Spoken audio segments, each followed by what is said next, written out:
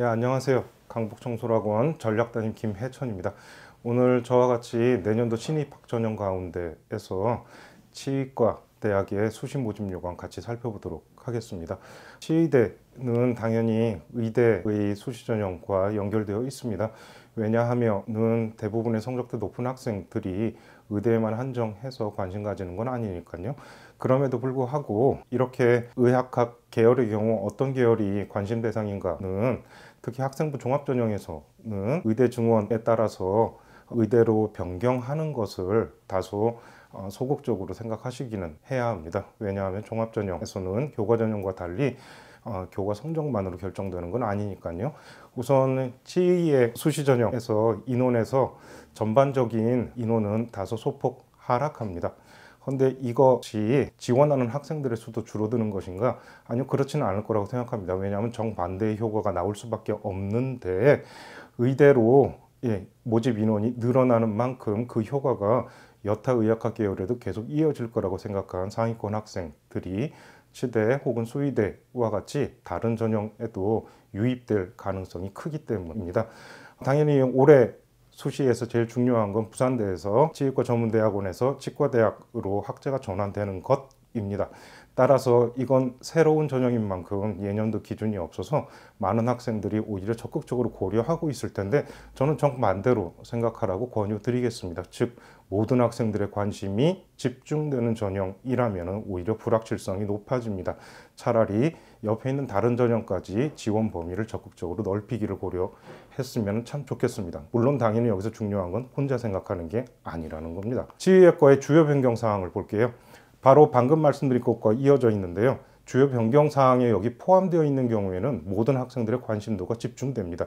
크게 경북대에서 전남 조선대까지로 분류되어 있는데 크게 두 가지로 나누자면 교과 전형에 해당하는 건 교과의 반영 비율이 훨씬 더 높아지고 종합 전형에 해당하는 건 면접의 영향력이 훨씬 더 커졌다는 점입니다. 여기서 하나만 더 생각해 봤으면 좋겠습니다. 수학이랑 다음 탐구 영역에서 선택 과목에 대한 제한이 일부이나마 완화되었습니다. 따라서 사회탐구로 일부 과목을 이동한 학생들, 그 다음 인문계열 학생들의 경우도 이제 경쟁자로서 고려해야 된다는 것이거든요. 구체적으로 세부 전형별로 살펴보도록 하겠습니다. 교과 전형의 경우 지역 인재 전형이 아니라 일반 전형인 경우 보도록 할게요.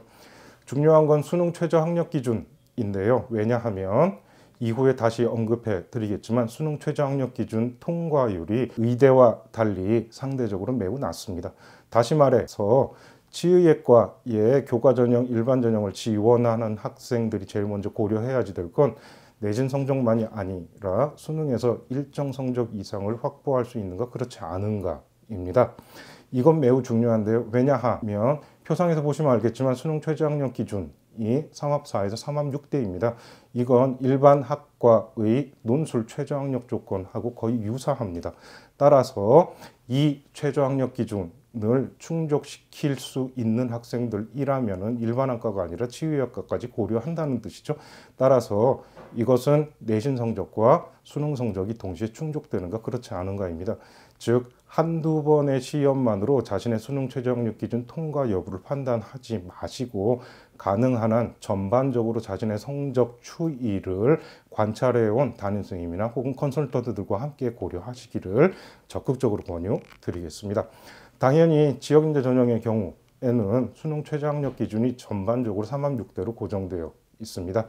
여기서 과학탐구가 2개 과목이 선정되어 있는가 혹은 1개 과목만 포함되는가는 꼭 고려하셔야지 되고 특히나 2과목인 경우 소수점 이하 자리를 절사하는가 혹은 고스란히 포함시키는가 그렇지 않은가는 반드시 중요합니다. 예컨대 경북대와 전남대의 경우는 평균 소수점 절사하는 방식이 서로 다릅니다.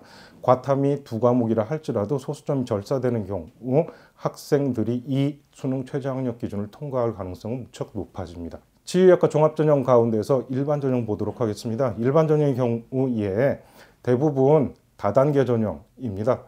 경북대와 같이 서류 100%로만 선발하는 경우를 제외하면 거의 대부분의 경우 1단계를 통과한다 할지라도 2단계에서 면접이 서울대와 같이 100% 반영되는 경우들, 다음 그 이외의 경우들은 전체를 약 30% 정도쯤 반영합니다. 그 말은 뭐냐 하면 서울대는 전체 점수 가운데에서 면접이 2분의 1을 차지하고 여타의 경우는 30%에서 20% 차지하거든요. 그런데 30이나 20%라는 뜻은 1단계 점수를 극복하지 못하느냐? 아니요. 여기서는 전혀 그렇지 않습니다. 면접이 30%인가 20%인가 혹은 전체의 50%인가 가 중요한 게 아니라 면접의 영향력은 거의 결정적입니다. 따라서 면접 일정부터 먼저 고려하시고 그렇게 되면 선택할 수 있는 학교들의 수가 급격히 줄어들 겁니다. 그 이후부터는 최선을 다해서 교과 성적 고려하시고 다음 수능 준비 열심히 하시면서 면접 준비 가능한 한 빨리 시작하셔야지 됩니다. 지혜학과에 있어서 키워드는 딱 하나입니다. 면접은 정말로 중요합니다. 다음 이 모든 것은 수능 최저학력 기준을 통과하는가 그렇지 않은가입니다. 거의 대부분의 학교가 절반 미만의 수능 최저학력 기준 통과율을 보입니다.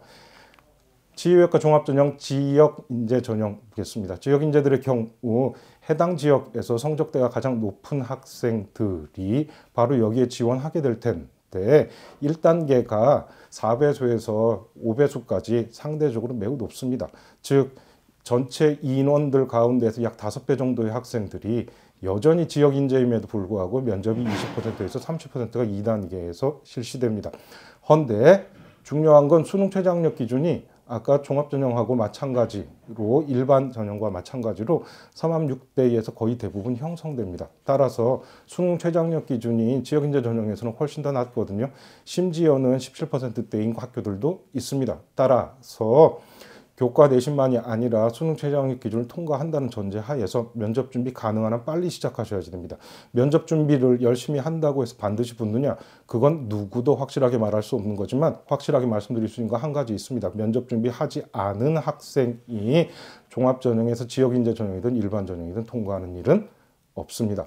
즉 지휘학과의 경우 학생부 종합전형 지원 시에 각종 학교 활동이 의예과가 아니라 치의학과에 맞춰져 있는가 이 점 제일 먼저 고려하시고 두 번째 수능 최저학력 기준 통과할 수 있는가 고려하시고 세 번째 면접 준비 가능한 한 빨리 시작하셔야지 됩니다. 이 모든 거 준비 다 갖추게 되면 합격 가능성이 그 어떤 전형보다도 훨씬 더 높습니다. 일찍 준비하시고 당연히 그 과정에서 강북청소학원이 도움드리도록 하겠습니다. 감사합니다.